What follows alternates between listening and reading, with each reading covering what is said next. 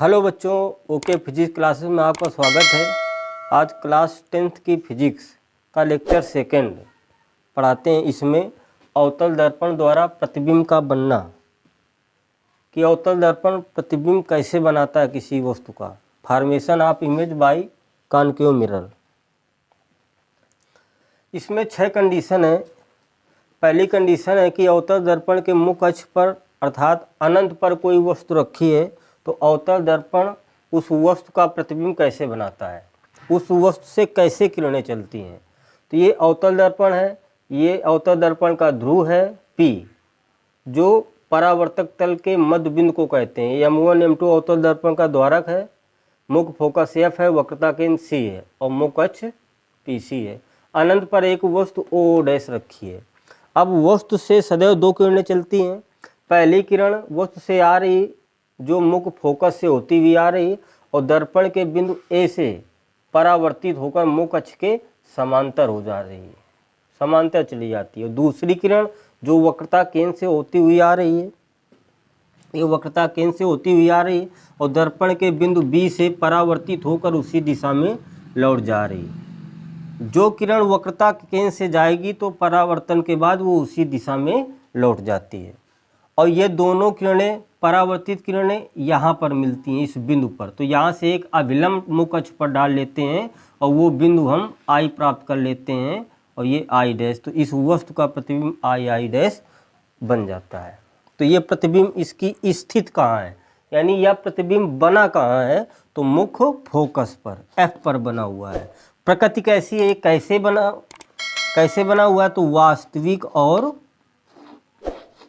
उल्टा, वास्तविक और उल्टा। आकार कैसा है, वस्तु से बहुत छोटा, बहुत छोटा, यानी बिंदु के आकार का ये प्रतिबिंब बना। जब वस्तु अनंत पर रखी होती है तो अवतल दर्पण जो प्रतिबिंब बनाता है बहुत छोटा, इस वस्तु से बहुत छोटा, लगभग बिंदु के आकार का बनाता है। अब दूसरी कंडीशन क्या है, अब हम वस्तु को आगे बढ़ाते हैं। अभी अनंत पर रखी थी तो अब वस्तु को हम अनंत और वक्रता केंद्र C के बीच में रख देते हैं। तो दूसरी कंडीशन ये आ गई कि अब वस्तु हमारी मुख्य फोकस, ये वक्रता केंद्र C है, ध्रुव P है, अब अनंत और C के बीच में रख दी गई है O डैश। तो अब वस्तु से सदैव 2 किरणें चलती है। एक मुख्य अक्ष के समांतर किरण जा रही है और दर्पण के बिंदु A से परावर्तित होकर मुख्य फोकस से होती हुई बाहर निकल जा रही। दूसरी किरण वक्रता केंद्र से होकर जा रही है, दर्पण के बिंदु B से परावर्तित होकर उसी दिशा में। ये दोनों किरणें इस बिंदु पर काट रही, इस बिंदु से लंब डाल देंगे, I प्राप्त कर लेंगे, इसको I डैश मान लेते हैं। तो इस वस्तु का प्रतिबिंब I डैश प्राप्त हो जाता है। अब ये बना कहाँ है, इसकी स्थिति कहाँ है, स्थिति कहाँ पर बना है, C व F के बीच में, C व F के बीच में। प्रकृति वही होगी वास्तविक और उल्टा, वास्तविक और उल्टा। आकार वस्तु से छोटा, वस्तु से छोटा। अभी जब वस्तु अनंत पर रखी थी तो प्रतिबिंब बिंदु के आकार का बना था। जब हम वस्तु को थोड़ा और आगे बढ़ाए तो प्रतिबिंब वस्तु से थोड़ा छोटा बना हुआ है, अर्थात प्रतिबिंब बढ़ता चला जा रहा है। जैसे वस्तु को हम आगे बढ़ाते चले जाएंगे और उसका आकार जो होगा प्रतिबिंब का वो बढ़ता चला जाएगा। अब तीसरी कंडीशन, हम वस्तु को रखते हैं वक्रता केंद्र C पर। ये O डैश वस्तु रखी है, इससे मुख्य अक्ष के समांतर पहली किरण चलती है और दर्पण के बिंदु A से परावर्तित होकर मुख्य फोकस F से होती हुई बाहर निकल जा रही। दूसरी किरण मुख्य फोकस से होकर जाती है और दर्पण के बिंदु B से परावर्तन के बाद ये मुख्य अक्ष के क्या हो जाती है, समांतर हो जाती है। अब ये दोनों किरणें यहाँ पर मिली, लंब डाल दिया, I डैश मान लिया, तो इसका प्रतिबिंब I डैश प्राप्त हो जाता है। इसकी स्थिति कहाँ है, स्थित यानी बना कहाँ है, तो इसकी पोजीशन जो स्थिति है कहाँ पर बना है, C पर। देखो वक्रता केंद्र C के नीचे C पर बना हुआ है। प्रकृति कैसी है इसकी, वही वास्तविक और उल्टा, वास्तविक और उल्टा। आकार वस्तु के बराबर, वस्तु के बराबर, जितनी बड़ी वस्तु है उतनी ही बड़ा उसका प्रतिबिंब बना है। तो जब वस्तु वक्रता केंद्र C पर रखी होती है तो जितनी लंबाई की वस्तु रखी होती है उतनी लंबाई का उसका प्रतिबिंब प्राप्त होता है। अब हम वस्तु को C और F के बीच में रख रहे हैं। चौथी कंडीशन, C और F के बीच में वस्तु को रख दिया O डैश। वस्तु से वही पहले ही मुख्य अक्ष के समांतर किरण चली और दर्पण के बिंदु A से परावर्तित होकर फोकस से होती हुई दूसरी किरण फोकस से होकर गई तो दर्पण के बिंदु B से परावर्तित होकर मुख्य अक्ष के समांतर हो जाए। ये दोनों किरणें यहाँ पर काटी, लंब डाल दिया, आई डैश प्राप्त हो गया। तो ये जो अवतल दर्पण है इस वस्तु का प्रतिबिंब कहाँ पर बनाया है? C और अनंत के बीच में। तो इसकी स्थिति क्या है? स्थिति का मतलब बना कहाँ है? तो C व अनंत के बीच में। प्रकृति क्या है इसकी? वही वास्तविक और उल्टा, वास्तविक और उल्टा। आकार वस्तु से बड़ा, वस्तु से बड़ा। अभी वस्तु रखी थी C पर तो वस्तु के बराबर प्रतिबिंब बना था, अब प्रतिबिंब बन रहा है वस्तु से बड़ा। अब वस्तु को हम आगे बढ़ाते हैं। पांचवी कंडीशन है कि जब वस्तु को अवतल दर्पण में हम मुख्य फोकस पर रख देते हैं तो इससे देखो पहली किरण ये जा रही मुख्य अक्ष के समांतर और यहाँ से परावर्तित होकर फोकस से होती है बाहर। दूसरी किरण ऐसे जा रही और B से परावर्तित होकर वक्रता केंद्र से होती हुई बाहर निकल रही बाहर। अब ये दोनों किरणें मिलेंगी कहाँ पर? अनंत पर। कहाँ पर मिलेंगी? अनंत पर।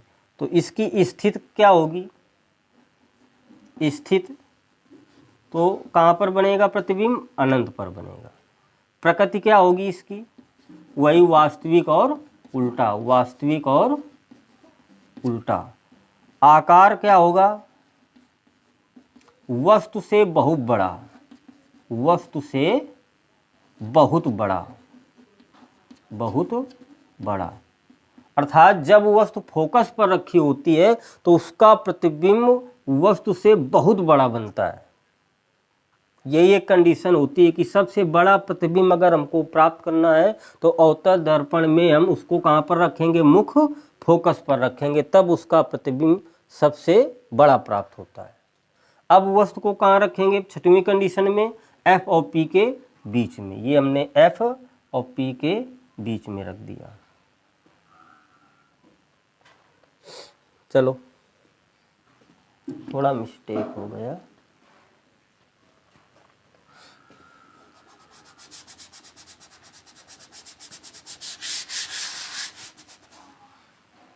ये F है, ये P, यहाँ पर वस्तु को हम रखते हैं।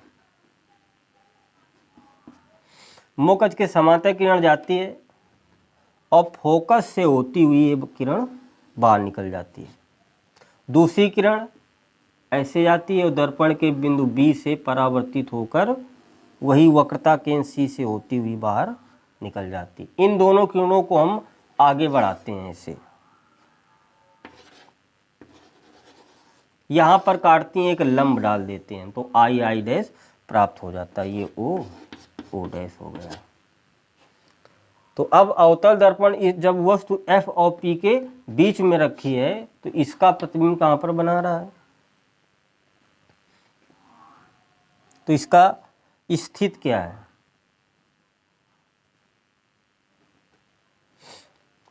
यहाँ लिख देते हैं स्थिति। कहाँ? दर्पण के पीछे।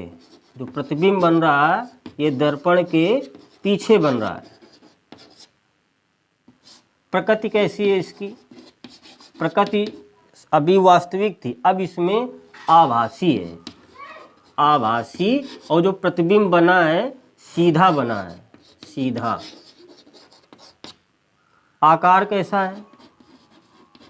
वस्तु से बड़ा, वस्तु से बड़ा।